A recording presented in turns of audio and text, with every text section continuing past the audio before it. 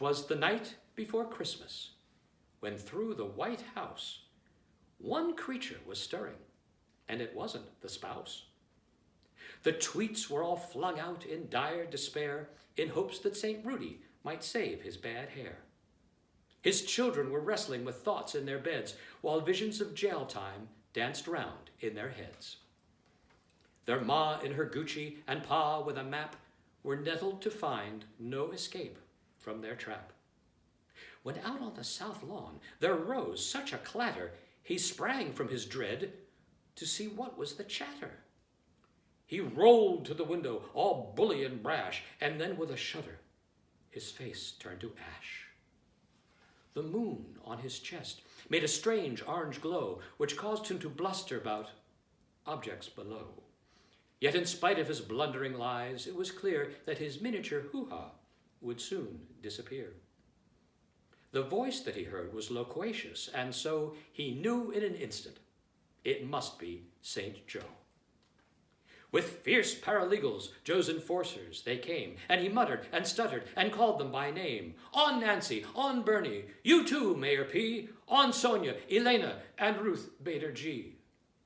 Let us hold up the torch like liberty tall, and stash away, trash away, all Trumpers all. As dry heaves before the sentences judges apply greet criminals, so was afflicted our guy. And all round the house now his curses they flew, making terrible noises until he turned blue. And then in a twinkling he had one clear thought. His frivolous lawsuits had all come to naught. As he cursed Father Fred and was turning around, into the house came St. Joe with a bound. Dressed like a chauffeur with his aviator specs, he offered an exit to Donald the Rex.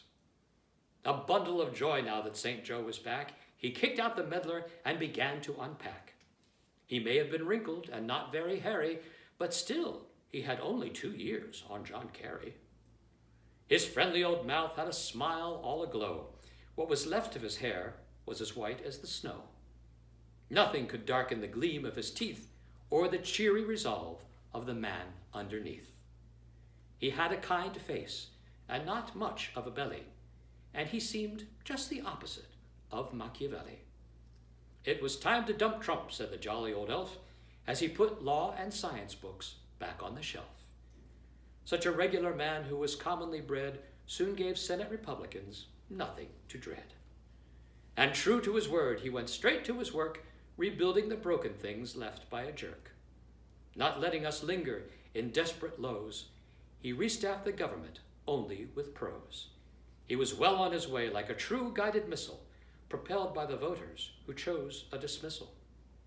And I heard him exclaim to us, black, brown, and white, that will all be okay. We will all be all right.